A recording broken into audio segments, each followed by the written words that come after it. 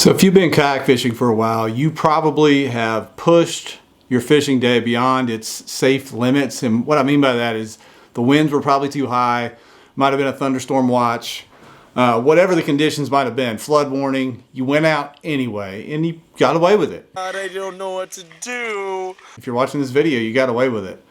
Well, recently on the podcast, we had Steve Owens on, and he shared a story where he did get away with it, but he made what turned out to be a poor decision, and in the midst of what was going on, he really regretted making that decision, but obviously and thankfully he lived to tell the story.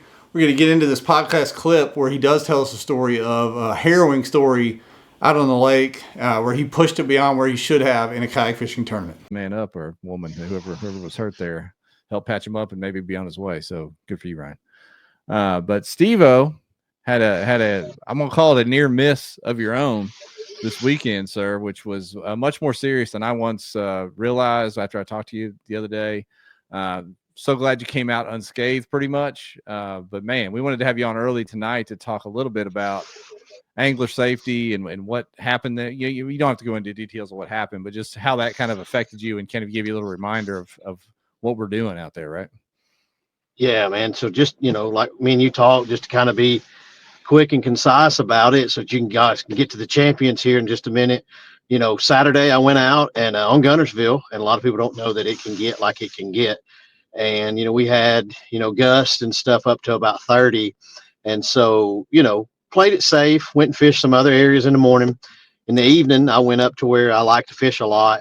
And even, so I'm kind of scatterbrained on it because I'm still just a little weird here over it. But did some due diligence, looked at the weather, even got Sassy Dan on the phone because I didn't have good service, and he looked everything up, and we found a time where the wind would drop down. And I was in a Hobie PA 14, which is a very, very good rough water kayak. I did have a motor and 2 torpedo batteries on it, but that was it. I didn't have any extra weight. I was fishing shallow grass on Guntersville, so I packed super light. And I guess the main thing I'll go ahead and say it so I don't forget is trust your gut, because my gut told me there's an area I could make it to and take out. It's a little sneak hole. It's not allowed in tournaments, but it's a sneak hole. And I was going to have Chris Walters come and get me and then take me to my truck and with my kayak on his. And I didn't do it, And so just real quick, I went out and I knew where I was at. There's a mud line for shallow water, and then the other waters for the channel. And these were, I made my video and I wasn't messing with my phone when I went over. I just did a quick video getting in, just to show it, and I couldn't hug the mud line. So real quick, the current, the way it was going and the wind pulled me out into the middle of the main channel. And I preach every angler briefing that we do: know your kayak's limitations and know your limitations. And I do know that, and not that there's a great amount of skill to kayaking, but you have experience, you know what to do. And real quick, I didn't make it 20-30 yards, and that was the point of no return. I couldn't. The waves were so bad that if I had tried to turn around and go back to safety, I would have gotten flipped. So the current pulled me out to the middle. I'm going through those big rollers. My kayak did fill with water. It's not the Hobie's fault. I mean, I took it where it shouldn't go, and nothing can sustain that kind of water coming over. And then I made it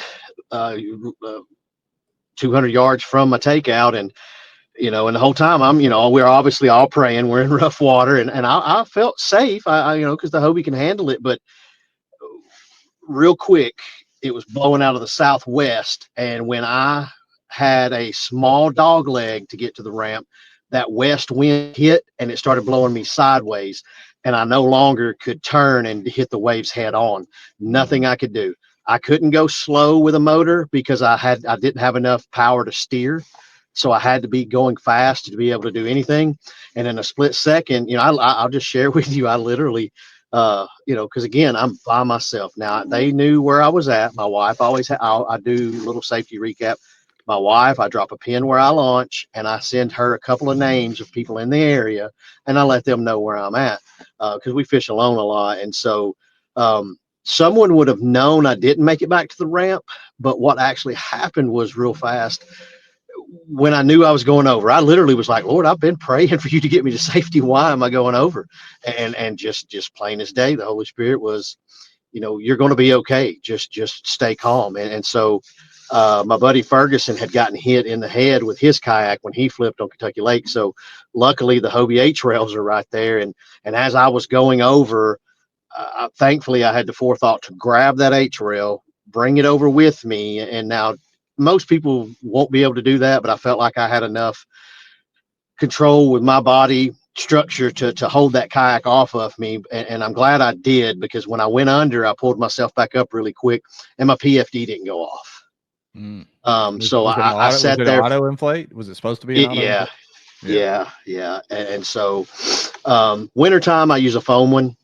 This warmer weather, I'll use, an auto inflate. And I've seen multiple people with an auto inflate that not engage. I've actually dropped one in the water and I couldn't get to it. And 10 minutes later, I got to it and set it in the back of the kayak, and then it went off. So luckily I had a hold of that kayak, because again, we're talking about 3-foot rollers. And then the ones that took me over were bigger than 3. Yeah. And those were freak ones. I didn't see any that big during the day. But when I got over, I was calm the whole time. I never freaked out.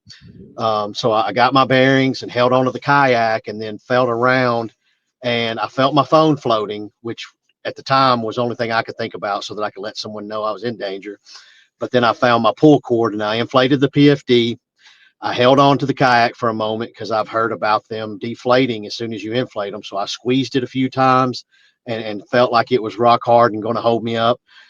And so then I started to try to swim, and I couldn't. The waves were just smashing me in my face. And so I remember going upriver riding the waves. And so I turned my body, and the waves, I was riding those just like your kayak would. And thankfully the waves were hitting me in my back and I could breathe. Well, then my hamstrings locked up and I couldn't swim. And that's when I started getting scared, because everybody's had hamstring and cramp pains. But when my hamstrings locked up, I literally, all you could think about was your family. And, we laugh and joke about stuff after the fact, and that's okay. I welcome that because we're all friends. But at that point, and the Lord was like, I told you you're going to be okay. And so I just started breaststroking and just making grunt noises to try to keep my cadence and keep my mind off of my hamstrings. And at some point, one of them kind of loosened up because the water was 58, 60, I think, where I was at. But I just talked to another angler that was in that area That's earlier cold. in the day. That's colder than you think. Yeah. Yeah. Because 60, I'm like, man, let's go swimming, and Yeah.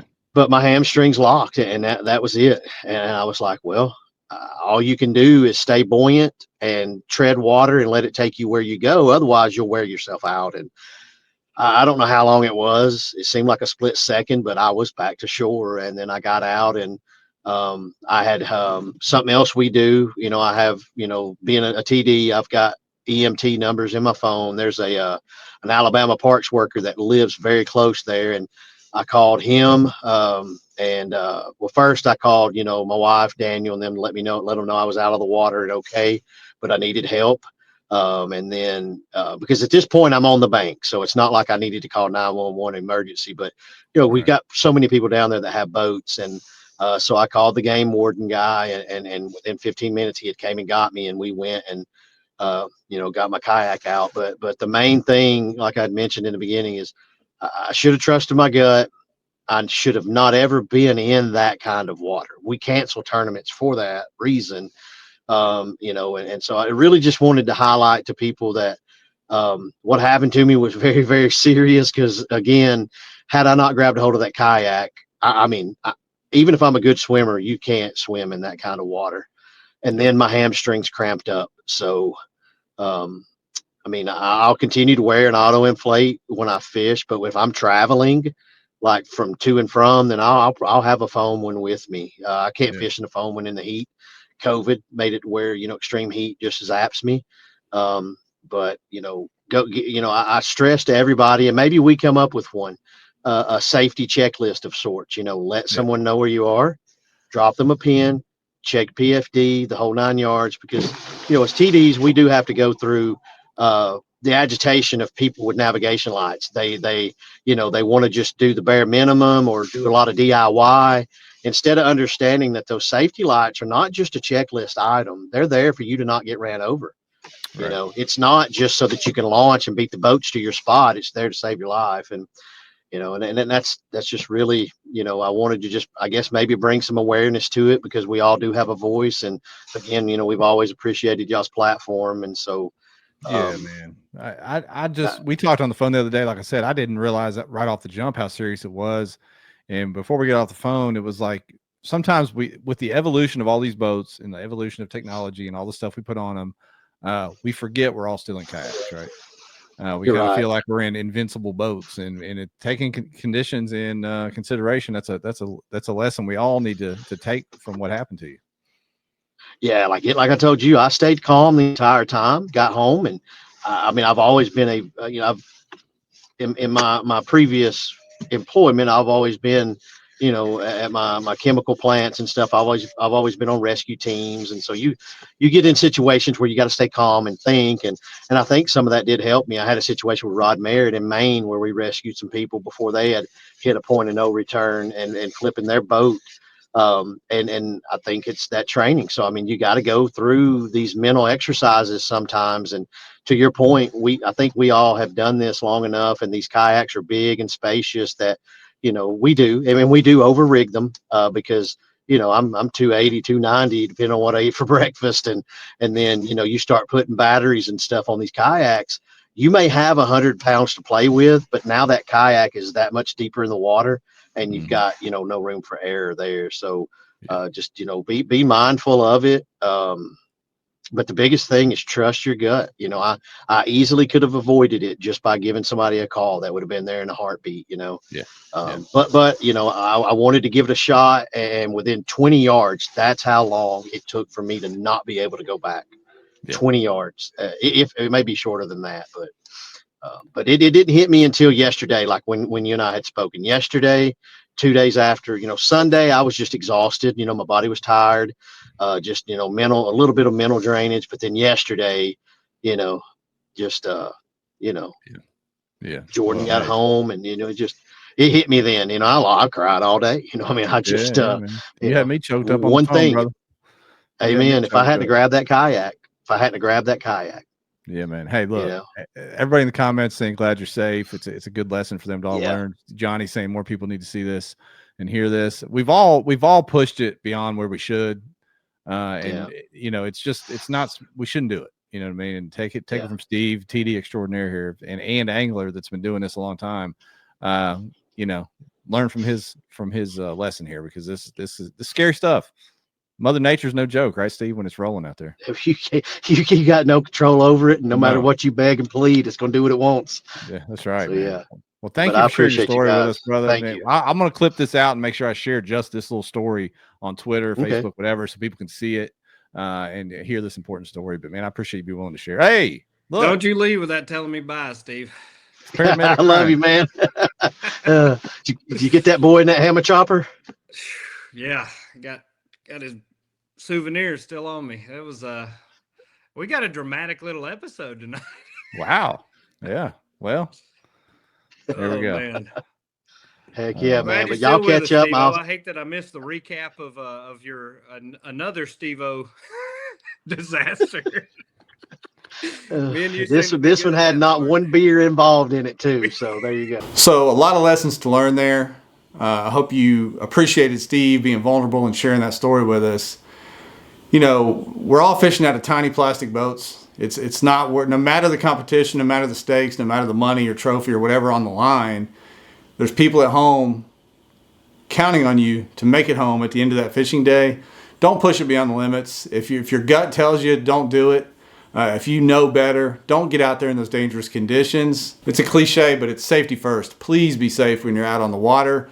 Take Steve's story into account whenever you're about to make a decision like that. And I'm sure you've heard other stories like that.